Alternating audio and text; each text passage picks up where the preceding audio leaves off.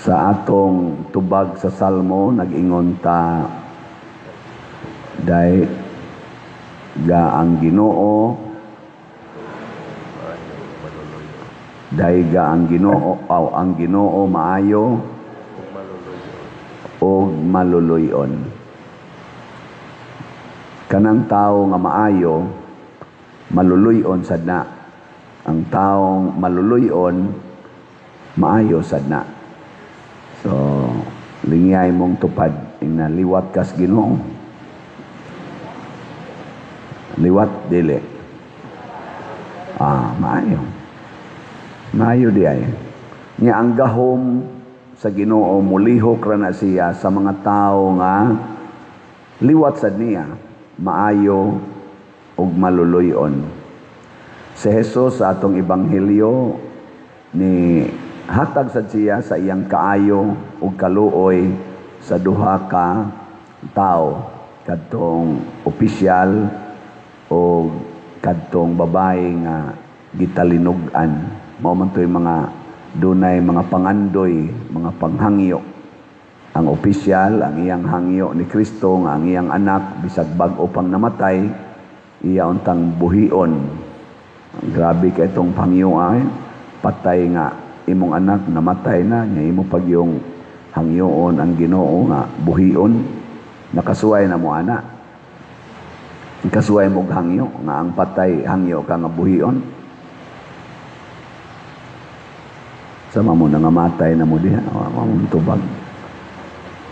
Ako nakahangyo na ko sa Ginoo nga ang paralyzed ayuhon. Pagka-paralyzed sa akong papa, akong gihangyo nga maayo, wa gid na ayo hangtod na lang abot 6 ka tuig namatay gyud. Ang ako sang maguwang paralyzed, ako sang gihangyo ang Ginoo. Karon 33 na lang ka tuig, 34 na lang ka tuig. Wa gyud maayo. Paralyzed lang yapon. So ang Ginoo in relation nga rin sa akong gipangayo, dili maayo, dili sad maluluyon. Ang tawan, sakto akong analysis. Pero ang babae nga gitalinugan, 12 na katuig, wa man gito siya mangayo. Nihikap ra siya, sikrito ra siyang nihikap, naayo manuot. Ana, ako noon, perti na kong luhod-luhod, perti na kong hangyo, hilak pa. Wa gyud, matay noon. Nakasuway mo, anak. Wa mo kasuway ka nang nakay pangayoos Ginoo niya, di mo hatag. Nakasuway mo? Oo, na. Unsa man di ay ang kaayo o kamaluluyon sa Ginoo mga igsoon.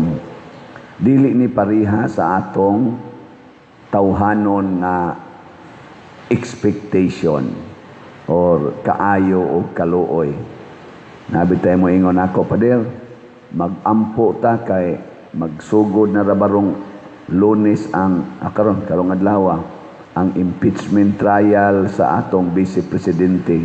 Maayo untag dili siya makonbikto. Kamo moampo mo ana?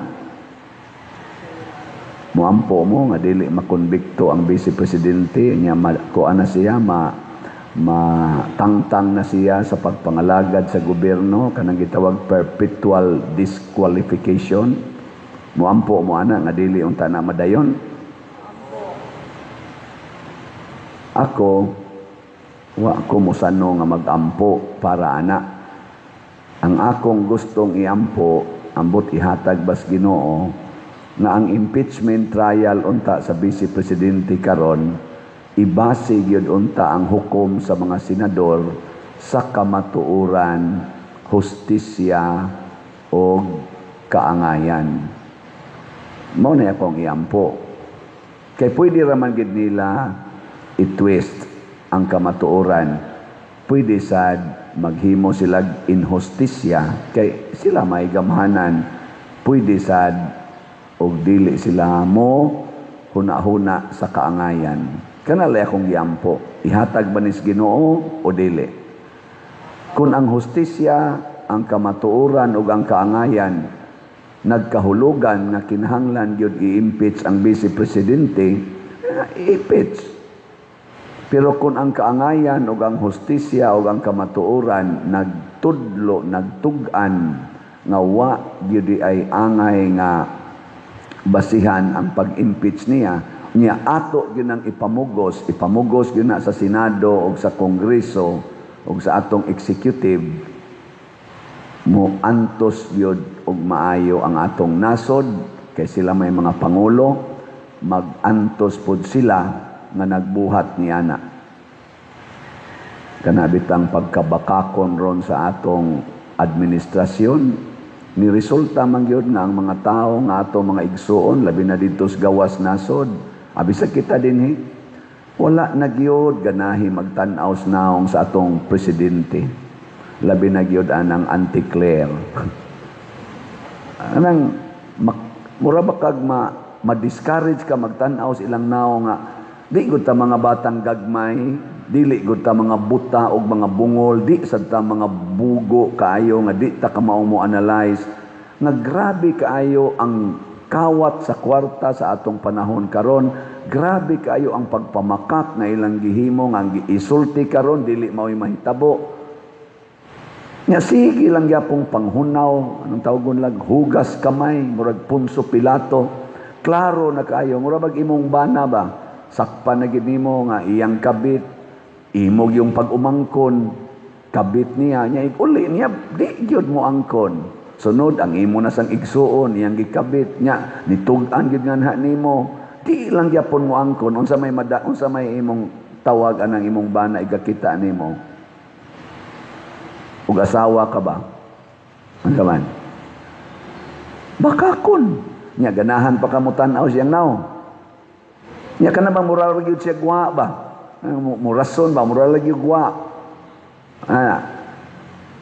di kaganahan mo nakaroon ng gibate negative na maganing rating sa atong presidente negative ang trust rating niya og ila sa gyung basahon ang mga comment bisan katong nahitabo sa Canada wa man gini pabor nila abot lang niabot baka og 10% ang nipabor nila sa mga ni comment sa social media antong nahitabo nga gi ralihan sila didto nya gi singgit-singgitan pagyod nahitabo kini nga naingon ani na hinuon ang sitwasyon sa atong nasod tungod kay wa naman magsubay sa hustisya sa kamatuoran ug sa kaangayan pero pwede ginabuhaton mo na pwede ra gid ma-impeach ang Vice Presidente. Kaso lang, kung against na siya, supak na siya sa kamatuuran, hustisya o kaangayan sa atong nasod,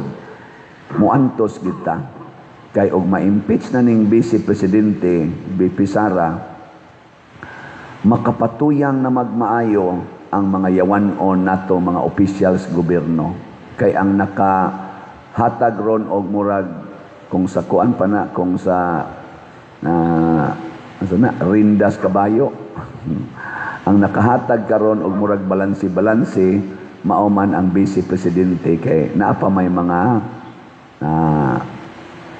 laing view ba lain og baruganan pero mag-homogeneous na sila that is the end of our country mag-homogeneous ba na kung unsay isulti unsay gusto sa Presidente sa Pilipinas, mausay gusto sa DOJ, mao'y gusto sa Ombudsman, mao'y gusto sa Congress, mao'y gusto sa Senado, mao'y gusto sa Supreme Court. Maingon ana na gani ang sitwasyon, wa na check and balance, patay gining nasod nato.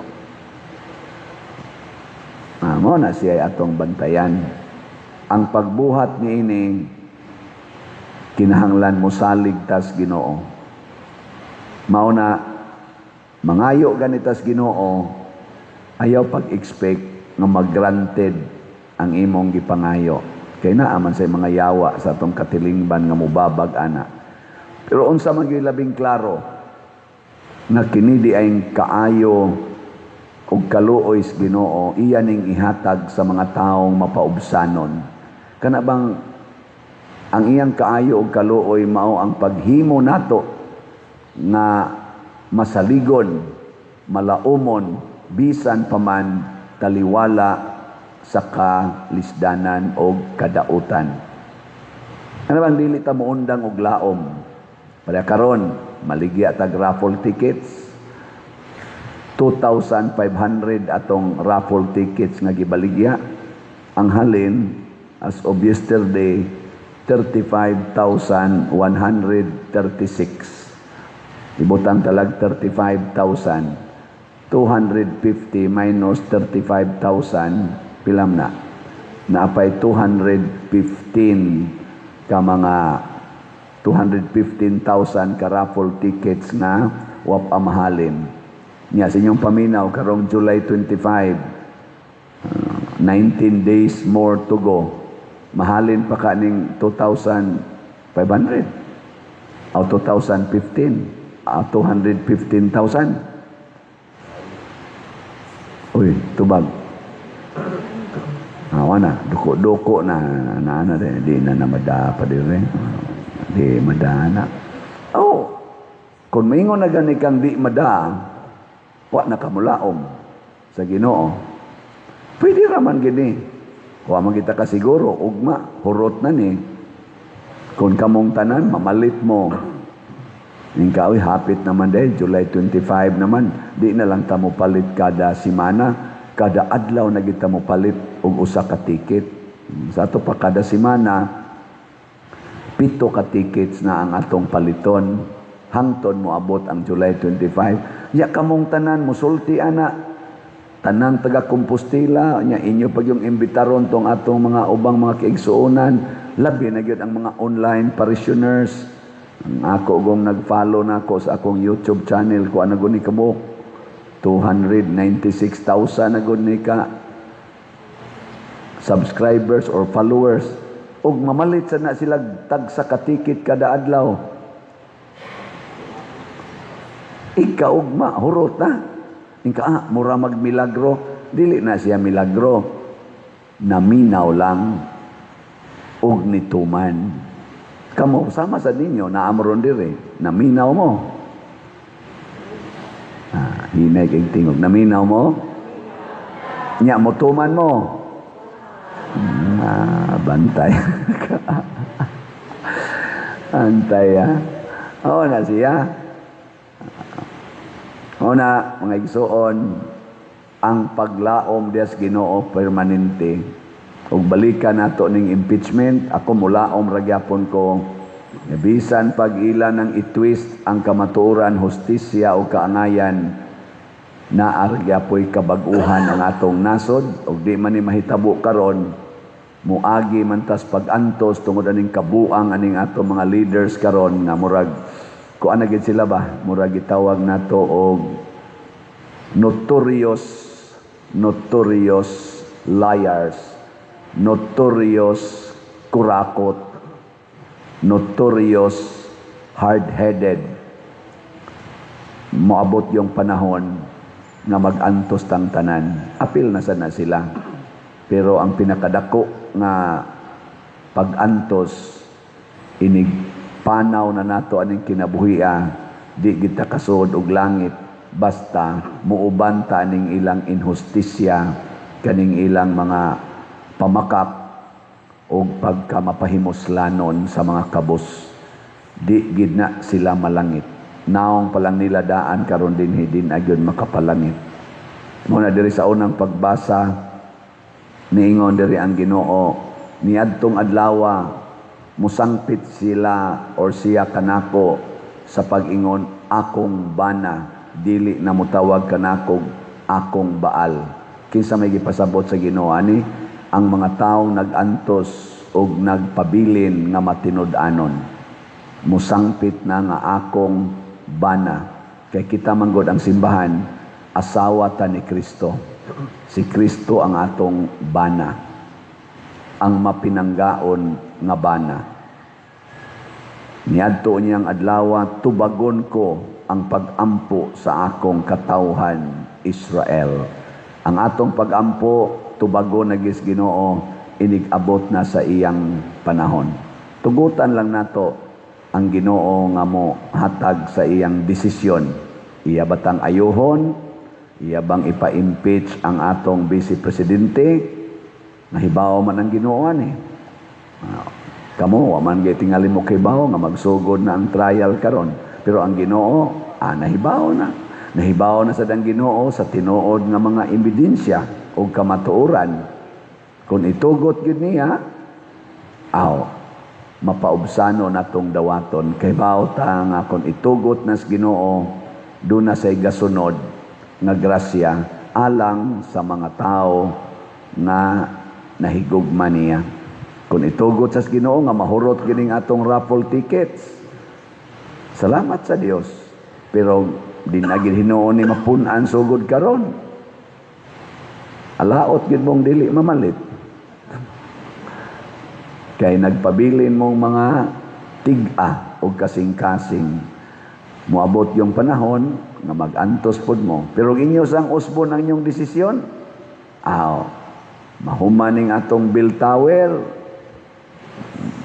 mahuman pagining atong Adoration Chapel, mahuman paginang atong CR diha, mahuman ang atong Walk of Apostles, kani pang atong mga lingkuranan, mailisan, makaingon kita, daygon ang Dios, ang Ginoo maayog yod og maluluyon.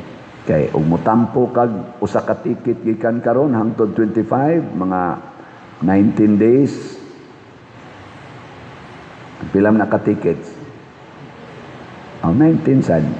Pila may amount anang 19 tickets? 3,800. Mutampo kag 3,800.